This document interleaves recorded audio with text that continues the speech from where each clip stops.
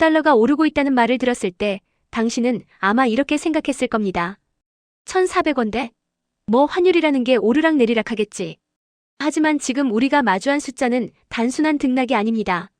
10년 만의 최고치, 그리고 IMF와 금융위기 직전과 거의 동일한 레벨. 놀랍게도 지금 원달러 환율은 1,400원을 넘어서 1,457원을 찍고 있습니다. 이 수치는 장난이 아닙니다. 일시적 변동이 아니라 구조적 이상 신호입니다. 더 충격적인 건 전 세계 흐름과의 관계입니다. 달러 인덱스는 90 후반, 즉 약세 구간입니다. 글로벌 기준으로는 달러가 싸야 할 시점입니다. 그런데 단 하나 한국 원화만 정반대 방향으로 치솟고 있습니다. 전 세계가 내리는 길을 걸을 때 우리만 오르고 있는 구조적 괴리. 이건 단순한 우연이 아닙니다. 지금 한국 경제의 깊은 곳에서 문제가 생기고 있다는 신호일 수도 있습니다. 우리는 이미 몇 번의 경고를 받습니다. IMF 때 한 달러는 1,962원, 2008년 금융위기 때는 1,500원을 넘겼습니다. 그리고 지금 1,457원, 단 40원 남았습니다. 이 간격은 머지않다는 의미입니다. 과거의 위기는 외환이 고갈되어 찾아왔습니다. 하지만 이번에는 정반대입니다. 외환 보유액은 4,288억 달러, 세계 12위권. 달러도 있고 금도 많지만 환율은 계속 뛰고 있습니다. 가진 게 많아도 막을 수 없는 흐름이라는 점에서 이번의 양상은 과거와 전혀 다릅니다. 왜 이런 일이 벌어지고 있을까? 대답은 명확합니다. 금리 차이입니다. 미국 기준금리 4%, 한국 기준금리 2.5%. 한국보다 미국 금리가 더 높은 상황. 외국인 투자자는 단순합니다. 더 많이 주는 곳에 돈을 둡니다. 리스크가 낮고 이자도 더 많이 주는 미국 시장으로 자금이 이동하는 건 당연합니다. 즉 한국에서 돈이 빠져나가고 있다 이겁니다. 그리고 이 외국인 이탈은 이미 주식시장에 깊게 드러나고 있습니다. 단 일주일 동안 외국인이 7조 원을 팔아치웠습니다. 삼성전자, SK하이닉스 모두 하락 압력을 받고 있고 지금 시장을 떠받치는 건 개인과 연기금뿐입니다. 이 상황은 반복될 수 없습니다. 외부 자금 없이 버틴 시장은 결국 무너지는 법이니까요. 그런데도 한국은 금리를 올릴 수 없습니다. 경기 침체, 부동산 불안, 통화량 폭증. 이 모든 요소가 금리 인상을 가로막고 있습니다. 그리고 미국은 아직 금리를 더 내릴 여지가 있지만 한국은 금리를 내렸다간 자산 시장이 폭발할 겁니다. 그러니 한국은 움직이지 못합니다. 움직이지 못하는 동안 금리차는 더 벌어지고 금리차가 벌어지는 동안 원화 가치는 더 떨어집니다. 이 모든 신호는 하나의 결론을 향해 갑니다. 지금의 환율은 단순한 숫자 상승이 아니라 시스템 경보음이다. 그리고 그 경보음은 과거보다 더 복잡하고 더 조용하며 더 위험하게 울리고 있습니다. 우리가 IMF를 다시 겪을 거라는 얘기가 아닙니다. 그러나 지금의 흐름이 IMF 때와 다른 방식으로 경제를 압박할 가능성은 충분합니다. 그리고 당신에게 중요한 질문이 남습니다. 지금 우리는 어떤 상황 속에 서 있는가? 그 질문에 답하기 위해 이제 우리는 원달러 환율이 말하고 있는 진짜 메시지를 조금 더 깊게 들여다봐야 합니다. 당신도 아마 느끼고 있을 겁니다. 요즘 뉴스에서 환율 이야기가 자꾸 등장하는데 처음에는 뭐 또 오르나 보다 하고 넘겼을지도 모릅니다. 1,200원대에서 1,300원대로 갈 때도 그랬고 1,300원에서 1,400원 초반으로 넘어갈 때도 크게 체감하지 못했을 겁니다. 숫자란 늘 익숙해지기 때문이죠. 하지만 1,457원이라는 숫자가 나오기 시작하면 이야기가 달라집니다. 어느 순간부터 사람들은 조용히 불안을 느끼기 시작했고 당신 또한 마음 한구석에서 이거 뭔가 이상한데? 라는 감정을 느꼈을 겁니다. 놀랍게도 이런 감정은 전문가만의 감정이 아닙니다. 일반 직장인, 자영업자, 학생 모두 환율이 오르면 생활이 불편해질 것 같다는 막연한 불안감을 공유하기 시작합니다. 해외여행 비용이 오르고 수입 제품 가격이 오르며 각종 생활 물가에 부담이 생기기 때문입니다. 지금 우리의 일상은 세계와 너무나 깊게 연결돼 있습니다. 그래서 환율이 오르면 우리의 소비, 물가, 투자, 기업 활동, 수입 구조까지 흔들립니다. 즉 환율은 단순한 숫자가 아니라 삶의 공기처럼 스며드는 구조적 변화입니다. 문제는 그 변화가 지금 유난히 불편한 방향으로 흐르고 있다는 것입니다. 사람들은 원래 환율이 오르면 수출에는 좋지 않나요? 라고 말하지만 지금 우리가 마주한 흐름은 그저 수출 경쟁력이 좋아지는 수준의 상승이 아닙니다. 이번 상승은 세계 흐름과 완전히 반대로 가고 있다는 점에서 더 불길합니다. 전 세계 달러 인덱스는 떨어지며 가격 자체가 약세로 가고 있는데 유독 우리만 원화의 가치가 급락하고 있다는 사실. 이 괴리는 사람들의 마음에 자신감의 균열을 만들어냅니다. 당신도 아마 왜 우리만 이럴까? 라는 생각을 해보셨을 겁니다. 주식시장도 마찬가지입니다. 뉴스에서는 삼성전자와 SK하이닉스가 고점을 찍었다고 말하지만 뒤편에서는 외국인이 7조 원 넘게 팔아치우는 장면을 보며 마음이 불편해졌을 겁니다. 시장을 올리는 건 개인 투자자와 국민연금뿐이라는 사실을 들으면 스스로도 모르게 이게 버틸 수 있을까? 라는 고민이 스며듭니다. 결국 우리는 상승의 표정을 하고 있지만 내부에서는 버거운 긴장감을 견디고 있는 셈입니다. 그리고 당신은 이미 알고 있습니다. 경제 위기는 늘 조용히 시작됩니다. 누군가는 환율은 오르고 내리는 거지라고 말하지만 지금의 오름은 단순한 파동이 아니라 구조적 신호입니다. 달러 인덱스와 반대로 움직였던 적은 거의 없었고 외환은 많지만 환율은 치솟고 있으며 금리는 낮지만 자본은 빠져나가고 있습니다. 당신의 불안은 근거 없는 걱정이 아닙니다. 지금 상황은 이전과 다른 새로운 유형의 압력이기 때문입니다. 하지만 여기서 중요한 사실이 하나 있습니다. 불안은 단순한 감정이 아니라 우리가 무엇에 대비해야 하는지 알려주는 경고음입니다. 환율이 왜 오르는지, 무엇이 문제인지, 앞으로 어떻게 대비해야 하는지. 이 모든 질문은 우리의 일상과 미래를 지키는데 꼭 필요한 질문입니다. 이제는 감정을 숨길 때가 아닙니다. 경제를 잘 모르더라도 당신은 이미 흐름을 느끼고 있습니다. 그 감정은 틀린 적이 거의 없습니다. 세상은 언제나 조용한 변화를 먼저 감지하는 사람들에게 기회를 줍니다. 그래서 오늘 우리는 단순한 설명이 아니라 당신이 이미 느끼고 있는 불안을 명확한 이해로 바꿔보려고 합니다. 지금의 상황은 어딘가 낯설고 어딘가 어긋나 있고 어딘가 불편합니다. 하지만 그 이유를 정확히 알게 되면 지금 우리가 어디에 서 있고 앞으로 무엇을 준비해야 하는지 분명한 길이 보이기 시작할 겁니다. 이제는 숫자 뒤에 숨겨진 진짜 의미를 이해해야 합니다. 이제는 달러의 움직임을 단순한 환율이 아니라 경제의 맥박으로 바라봐야 합니다. 이제는 상황을 피하는 것이 아니라 마주해야 합니다. 그럼 다음 단계에서 지금 환율이 왜 오르고 있는지 그리고 그 현상이 무엇을 의미하는지 명확하게 풀어보겠습니다. 지금 원달러 환율이 보여주는 가장 중요한 정보는 역대 최고 구간에 근접했다는 사실입니다. 현재 환율은 1,457원, 이 수치는 3개월 단위로 봐도 최고치지만 10년 단위로 보면 더 의미가 깊습니다. 지난 10년 동안 1,400원을 넘은 적은 단 3번뿐이었고 그중 가장 높은 기록은 1,485원이었습니다. 지금의 1,457원은 불과 30원 차이. 즉 통계적으로 역대 최고치 영역에 진입했다고 볼 수 있는 상태입니다. 하지만 숫자의 의미는 이게 끝이 아닙니다. 더 긴 구간, 즉 30년 전체 맥스 차트로 보면 1,400원대는 1998년 IMF, 2008년 금융위기처럼 한국 경제가 구조적 충격을 받았던 시기마다 등장했습니다. IMF 당시 환율은 1,962원, 금융위기 때는 1,500원을 돌파했습니다. 지금의 환율이 이 흐름에 가까워지고 있다는 건 현재 상황이 단순한 불편함이 아니라 경제 시스템이 압박받는 상황이라는 점을 통계로 보여줍니다. 그런데 데이터에서 더 중요한 포인트는 바로 달러 인덱스입니다. 달러 인덱스는 전 세계 주요 6개 통화 대비 달러의 가치를 측정하는 지표인데 지금 이 숫자가 99.6 즉 100밑으로 떨어져 있습니다. 이 말은 달러가 약세 구간이라는 뜻입니다. 세계적으로 달러가 약해지면 원달러 환율도 내려가야 정상입니다. 실제로 지난 20년 동안 원달러 환율은 달러 인덱스와 거의 같은 방향으로 움직였습니다. 달러 인덱스가 오르면 환율이 오르고 달러 인덱스가 떨어지면 환율이 떨어졌죠. 하지만 2024년 후반부터 그래프는 완전히 엇갈리기 시작합니다. 달러 인덱스는 계속 떨어지는데 한국의 원달러 환율만 혼자 치솟기 시작했습니다.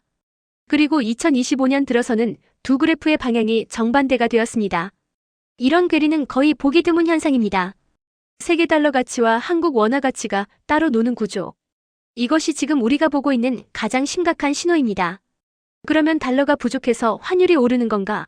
라고 생각할 수 있지만 숫자는 정반대의 사실을 보여줍니다.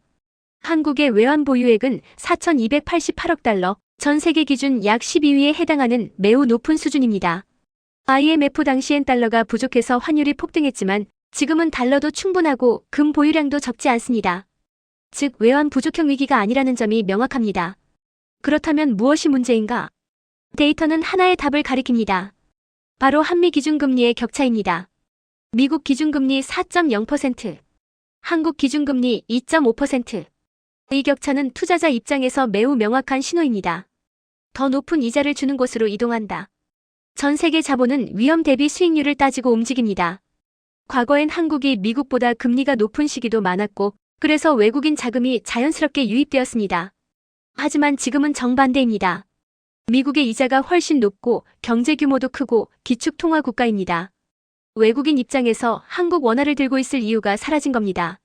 그리고 이 흐름은 주식시장에 그대로 나타납니다. 최근 일주일 외국인은 7조 원 이상을 순매도했습니다. 삼성전자, SK하이닉스 같은 대형주에서 매도세가 집중되었고, 지금 시장을 바치는 건 개인과 국민연금뿐입니다. 국민연금은 국내 주식 비중을 11.5%, 14.8%까지 늘리며 사실상 시장을 떠받치는 역할을 하고 있습니다. 즉 데이터는 명확합니다. 달러 인덱스 약세, 외환 보유액 풍부, 금리 격차 확대. 이 세 가지가 겹치면서 원달러 환율은 정상적인 흐름이 아니라 금리차 기반 자본 이탈형 상승으로 올라가고 있는 것입니다. 그리고 바로 이 지점에서 우리는 다음 질문을 던져야 합니다. 왜 금리차는 줄지 않는가? 한국은 왜 금리를 올리지 못하는가? 그리고 이 구조가 어떤 미래를 만들 것인가? 원달러 환율이 세계 흐름과 반대로 움직이는 이유는 결국 시스템의 작동 방식에서 비롯됩니다. 하나의 숫자, 하나의 정책이 아닌 여러 구조가 동시에 얽혀있는 복합 메커니즘입니다. 그리고 그 중심에는 금리 격차, 자본 이동, 통화량, 정책 시차라는 네 가지 축이 작동하고 있습니다.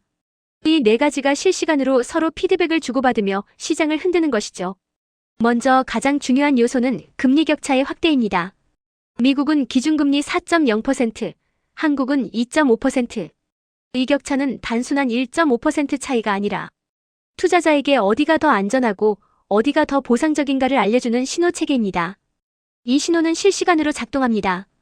국제금융시장은 24시간 내내 금리의 변화를 읽고 그 배움을 기반으로 자본 이동의 방향을 결정하죠. 그래서 미국 금리가 높으면 자본은 결국 미국으로 흘러갑니다. 이건 경제학 교과서가 아니라 실제 시장에서 반복적으로 확인된 행동 패턴입니다. 그런데 여기서 중요한 문제가 발생합니다. 한국은 금리를 올릴 수 없는 구조적 제약을 갖고 있다는 점입니다. 통화량이 이미 크게 증가한 상황에서 금리를 올리면 시중 자금이 갑자기 얼어붙고 부동산 기업 대출 시장이 충격을 받게 됩니다. 특히 부동산 시장은 이미 높은 가격과 높은 이자를 동시에 버티는 중이기 때문에 금리 인상은 즉각적인 위기로 연결될 위험이 있습니다. 이 때문에 한국은행은 금리를 올리고 싶어도 올릴 수 없는 상태에 가깝습니다. 하지만 미국은 다릅니다. 미국은 금리를 올려도 경제 충격이 상대적으로 덜하고 기축 통화국이라는 지위 덕분에 전 세계 자본이 달러를 피난처로 인정합니다. 그래서 미국은 높은 금리를 유지할 수 있고 한국은 낮은 금리를 유지할 수밖에 없습니다. 이 구조적 격차가 결국 환율 격차로 이어집니다. 여기에 정책 시차의 문제도 작동합니다. 미국은 인플레이션이 잡힐 조짐이 보이자 금리를 천천히 내리는 흐름으로 돌아섰습니다. 유럽, 캐나다도 같은 흐름입니다. 하지만 한국은 다릅니다. 금리를 내리고 싶지만 부동산 시장 불안 때문에 정책 결정이 늦춰지고 있습니다. 금리를 내리면 부동산 가격이 순식간에 반등할 수 있고 이미 위험 신호가 많은 시장을 더 불안하게 만들 수 있기 때문이죠. 이 정책의 딜레마가 시장에 어떤 신호를 줄까요? 놀랍게도 시장은 이것을 한국은 금리를 당장 올릴 수도 없고 쉽게 내릴 수도 없다는 양쪽 모두 막힌 상태로 해석합니다. 즉 정책의 유연성이 떨어진다는 메시지가 해외 투자자들에겐 리스크로 다가옵니다. 결국 자본은 더 안정적이고 예측 가능한 곳을 향해 움직입니다. 또 하나의 메커니즘은 통화량의 급증입니다. 새 정부 출범 이후 시중에 풀린 광의 통화량이 빠르게 증가했습니다. 돈이 많이 풀리면 자산 가격이 움직이고 자산 가격이 움직이면 물가에도 영향을 줍니다. 이런 구조는 다시 금리 결정에 압박을 가하죠. 금리를 올리면 통화량 압력이 꺾이지만 금리를 올리면 부동산이 흔들립니다. 금리를 내리면 경기 부양은 되지만 외국 자본이 빠져나갑니다. 결국 한국은행은 어느 방향으로도 쉽게 움직일 수 없는 정책의 갇힌 구조 속에 있는 셈입니다. 이 모든 흐름이 동시에 작동하면서 원달러 환율은 세계 기준이 아닌 한국만의 경제 구조를 반영하게 되었습니다. 이제는 달러 인덱스의 움직임보다 한국 내부의 금리 정책, 부동산 자본 이동이 환율의 핵심 지표가 되는 시대가 된 것이죠. 결국 지금의 환율 상승은 단순한 숫자 변화가 아니라 한국 경제 시스템이 직면한 구조적 압력을 실시간으로 보여주는 신호입니다. 금리 차익, 정책 딜레마, 통화량 증가, 자본 유출. 이 네 가지가 서로 영향을 주고받으며 원화를 더 약하게 만들고 있는 것입니다. 그리고 다음 단계에서 우리는 이 메커니즘이 실제 사건과 시장에 어떻게 나타났는지, 어떤 사례로 확인되는지 살펴보게 됩니다. 숫자만으로는 보이지 않던 변화가 현장에서 어떤 현실로 드러나는지 그 구체적인 흐름을 통해 더 선명하게 알 수 있을 것입니다. 환율의 흐름은 결국 현장에서 가장 먼저 반응하는 사람들의 움직임으로 드러납니다. 지금 한국 시장에서 나타나는 현장 사례들은 단순한 경제 지표가 아니라 경제 주체들의 판단, 두려움, 기대, 이탈을 그대로 보여주는 살아있는 데이터입니다. 특히 세부문 외국인, 실수요자, 금융기관의 행동 변화를 통해 현재 상황이 얼마나 특별한지 알 수 있습니다. 먼저 가장 민감한 집단은 외국인 투자자입니다. 이들은 국가 경제보다 수익률을 더 빠르게 판단하기 때문에 금리차가 벌어지는 순간 자본을 이동시키기 시작합니다. 실제로 최근 일주일 동안 외국인이 매도한 금액은 약 7조 원. 이는 2020년 코로나 충격 이후 최대 규모의 단기 매도 흐름입니다. 특히 특징적인 점은 삼성전자, SK 하이닉스 같은 국가 대표 종목까지 대거 팔고 나갔다는 사실입니다. 보통 외국인이 한국 시장을 떠나도 기초 체력 좋은 대형주는 남겨두는데 이번에는 예외였습니다. 외국인에게 지금의 한국은 환차손이 더 위험한 시장이라는 신호가 명확해진 것이죠. 두 번째 사례는 연기금의 과도한 매입입니다.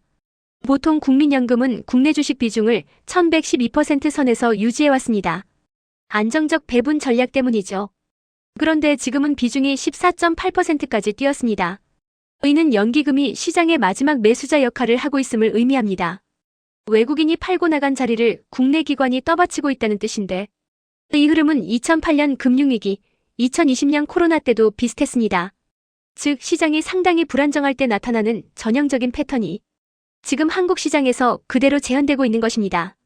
세 번째는 해외 환전 시장에서의 원화평가 절하입니다. 한국에서 한 달러에 1,457원이라면 미국 LA공항에서는 같은 한 달러가 1,764원에 거래되고 있습니다. 이 극단적 격차는 무엇을 뜻할까요? 바로 외국 시장에서 바라보는 원화의 신뢰도가 한국 시장 내부보다 더 낮다는 뜻입니다. 원화를 들고 오는 관광객에게 외국 환전소는 사실상 이렇게 말하는 셈입니다. 너희 나라 돈 지금 너무 위험해. 한 달러 받으려면 최소 이 정도는 줘야 해. 환율은 숫자 같지만 그 숫자에 담긴 인식은 매우 감정적이고 즉각적입니다. 지금 해외 시장은 원화의 실질 가치를 낮게 평가하고 있습니다. 네 번째 사례는 기업들의 달러 선매수 증가입니다. 수입 원자재 부품을 쓰는 제조업체들은 보통 환율이 톤톤을 바꿀 때 빠르게 움직입니다. 요즘 기업 재무부서의 가장 흔한 문장은 이겁니다. 지금 달러 더 사둬야 하나요? 환율이 더 오르면 원가 부담이 늘어나기 때문에 선제적으로 달러를 확보해 리스크를 줄이려는 행동이 나타나죠. 특히 석유반도체 장비식품 수입 기업들이 최근 3개월 동안 달러 결제를 앞당기는 사례가 크게 늘었습니다. 기업이 달러를 미리 확보하면 시장의 달러 수요가 더 증가하고 그 자체로 원화 가치는 더 흔들리게 됩니다. 즉 환율 상승이 환율 상승을 다시 불러오는 자기증폭 구조가 작동하는 것입니다. 다섯 번째는 개인의 체감 변화입니다.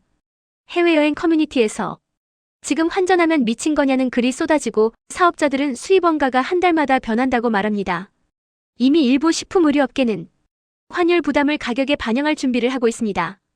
특히 전자제품, 수입식품, 항공료는 계속 원가 압박을 받고 있기 때문에 연말 내년 초 가격 조정이 이어질 가능성이 높습니다. 마지막 사례는 정책의 불일치가 만들어낸 시장 혼란입니다. 미국은 이미 금리 인하 사이클로 진입했습니다. 유럽, 캐나다도 내리기 시작했죠.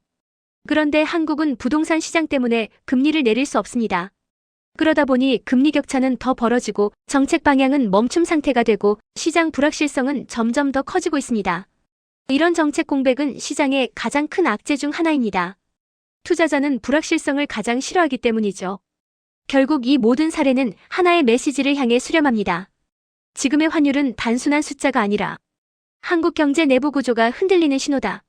외국인 이탈, 연기금의 방어, 해외 시장의 원화 평가 절하, 기업들의 달러 선매수, 소비자 체감 악화. 이 모든 조각들이 하나의 큰 그림을 이루고 있습니다. 그리고 이 그림은 이제 다음 단계로 이어집니다. 환율이 더 올라가면 무엇이 터지고 어떤 순서로 충격이 확산되는지 그 연쇄 반응을 알아보겠습니다. 지금의 원달러 환율 상승이 단순히 달러가 비싸졌다 수준에서 끝나는 문제가 아니라는 것은 앞서 사례들을 통해 명확해졌습니다. 그러나 이 현상이 진짜 위험한 이유는 환율 상승이 여러 경제 시스템을 동시에 흔들고 있기 때문입니다. 위험은 따로 오지 않습니다. 여러 신호가 동시에 울릴 때 그건 대부분 전조입니다. 그리고 지금 한국 경제는 바로 이 전조들을 한꺼번에 마주하고 있는 상태입니다. 첫 번째 문제는 금리 차의 장기화입니다. 한국과 미국의 기준 금리 격차는 현재 1.5%p 이상 벌어져 있습니다. 이 격차는 단순한 숫자가 아닙니다. 자본의 이동 경로를 결정하는 강제 규칙입니다. 미국이 4%, 한국이 2.5%라면 글로벌 자금은 거의 자동적으로 미국으로 향합니다. 이 구조가 만들어내는 가장 큰 위험은 외국인 자본의 장기 이탈입니다. 단기 조정이 아니라 생태계 자체가 바뀌기 시작한 겁니다. 한번 빠져나간 자본은 쉽게 돌아오지 않습니다. 한국은 금리가 낮고 성장성도 낮은 시장이라는 인식이 자리 잡으면 한국 금융시장의 체질 자체가 떨어질 수밖에 없습니다. 두 번째 위험은 원화의 신뢰도 하락입니다. 환율은 외국인의 평가사입니다. 그런데 달러 인덱스가 하락하는데 원화만 반대로 가치가 떨어지고 있다는 것은 한국만의 리스크가 쌓이고 있다는 의미입니다. 위험은 보통 내부에서 시작됩니다. 외부는 그 변화를 숫자로 나타낼 뿐이죠. 지금 해외에서는 원화를 같은 가치의 통화 중 가장 불확실한 통화로 보고 있습니다. LA공항 환전소의 1,764원이라는 가격은 단순한 바가지가 아니라 원화를 위험 통화로 인식하고 있다는 시장 심리의 반영입니다. 이 신뢰도 하락이 장기화되면 한국 기업들의 해외 조달 비용도 증가하고 국가 신용도에도 부정적 영향을 미치게 됩니다. 세 번째 위험은 기업원가 상승이 연쇄적으로 터지는 구조입니다. 한국 경제는 수입 의존도가 높습니다. 원자재, 곡물, 반도체 장비, 에너지 대부분 달러로 결제합니다. 환율이 지금 정도 수준이면 기업들은 단순히 원가가 좀 올라가네로 끝나는 게 아니라 정말로 생산 구조를 바꿔야 할 정도의 압박을 받게 됩니다. 특히 식품 유통 제조업체는 이미 3개월 단위로 가격을 재조정하고 있으며 내년 1분기부터 본격적인 가격 전가가 시작될 가능성이 높습니다. 환율이 장기간 1,400원 이상에 머무르는 순간 물가 상승 압력이 구조적으로 고착됩니다. 그리고 이것은 다시 금리 인하를 어렵게 만들며 경제 전반의 회복 속도를 늦추는 악순환이 시작됩니다. 네 번째 위험은 정책의 딜레마입니다. 한국은행은 금리를 내려야 합니다. 내리고 싶어 합니다. 그러나 부동산이 막혀 있습니다. 한국 경제에서 부동산의 비중은 가계 자산의 70% 이상을 차지하기 때문에 금리 인하, 부동산 급등, 가계부채 폭발, 이 공식이 반복될 가능성이 매우 높습니다. 그래서 금리를 못 내리고 있고 금리를 못 내리니 경기가 살아나지 않고 경기가 살아나지 않으니 환율이 더 오르고 환율이 오르니 물가가 다시 오르고 정책의 모든 선택지가 서로를 가로막는 막힌 구조가 되어버렸습니다. 다섯 번째 위험은 반도체 수출 중심 경제의 변동성 확대입니다. 반도체 가격이 올라가는 것은 유리해 보이지만 외국인 투자 이탈과 원가 부담이 커지면 한국의 대표 산업조차 불안정해집니다. 특히 글로벌 기업들은 공급망을 다변화하는 방향으로 움직이고 있기 때문에 한국 경제가 환율금리 문제를 자력으로 해결하지 못할 경우 국가 경쟁력 자체가 흔들릴 위험성도 존재합니다. 여섯 번째 위험은 가계의 체감 충격입니다. 환율이 오르면 해외여행만 비싸지는 것이 아닙니다. 식품, 에너지, 유통, 의약품 등 생활비 전체가 구조적으로 오릅니다. 특히 지금처럼 임금 상승률은 낮고 물가는 환율 때문에 올라가는 구조에서는 실질 구매력이 급격히 떨어지는 체감 불경기가 빨리 찾아옵니다. 기업은 가격을 올리고 소비자는 지갑을 닫고 경제는 더 빠르게 둔화됩니다. 결국 지금의 환율 상승은 외부 충격이 아니라 내부 균열의 확대입니다. 금리 차, 정책 딜레마, 자본 이탈, 신뢰도 하락, 원가 부담. 이 모든 것들이 같은 방향을 가리킵니다. 그 방향은 단 하나입니다. 더 위험해질 수 있다. 문제점은 지금이 끝이 아니라 시작이라는 점입니다. 그러면 다음 질문은 자연스럽습니다. 이 다음엔 무엇이 일어날까? 지금 우리가 보고 있는 환율의 급등, 금리의 괴리, 자본의 이탈, 원화의 약세는 모두 하나의 결론을 암시합니다. 한국 경제가 선택의 갈림길에 서 있다는 걸 말이죠. 겉으로 보이는 숫자는 단순합니다. 1,457원. 달러 인덱스 99.6. 금리차 1.5%p. 하지만 이 숫자들이 만들어내는 의미는 결코 단순하지 않습니다. 경제는 늘 숫자보다 빠르게 움직이고 심리는 숫자보다 더 깊게 흔들립니다. 그리고 지금 그 심리의 흐름이 한국을 향해 조용하지만 분명한 경고를 보내고 있습니다. 첫 번째 메시지는 환율은 거짓말을 하지 않는다는 사실입니다. 어떤 나라든 문제가 생기면 가장 먼저 반응하는 지표가 환율입니다. 주식시장보다 빠르고 부동산보다 솔직하며 심리보다 정확하게 움직입니다. 특히 지금처럼 달러 인덱스가 내려가는데 원화만 오르는 상황은 세계 시장이 한국의 구조적 리스크를 먼저 감지했다는 신호입니다. 이런 흐름은 무시하면 안 됩니다. 시장은 언제나 먼저 알아차립니다. 그리고 뒤늦게 깨닫는 것은 늘 개인 투자자였습니다. 두 번째 메시지는 금리차는 국가의 체력을 드러낸다는 사실입니다.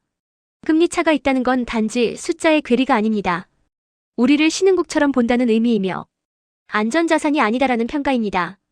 외국인 자본은 감정이 없습니다. 좋으면 들어오고 나쁘면 나가는 단순한 존재입니다. 그 단순함이 바로 무섭기도 하죠. 지금 그들은 떠나고 있습니다. 7조 원이라는 숫자는 단순한 매도로 끝나지 않습니다. 한국 위험도 상승이라는 꼬리표가 붙었다는 뜻입니다. 이 꼬리표는 한번 붙으면 잘 떨어지지 않습니다. 세 번째 메시지는 한국 경제는 이제 선택해야 한다는 점입니다. 금리를 올릴 것인가, 부동산을 지킬 것인가, 환율을 잡을 것인가, 소비를 살릴 것인가. 이 두 가지는 동시에 잡을 수 없습니다. 한국은행도 압니다. 정부도 압니다. 기업도 압니다. 하지만 어느 한쪽을 선택하면 다른 한쪽이 흔들립니다. 이 딜레마가 오래갈수록 시장은 더 큰 위협을 가격에 반영합니다. 지금이 바로 그 순간입니다.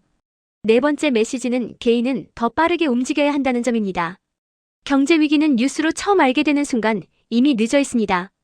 환율이 스멀스멀 오를 때, 해외 환전소에서 원화가 비정상적으로 낮게 책정될 때, 외국인 자본이 조용히 빠져나갈 때, 그때 개인은 준비를 시작해야 합니다.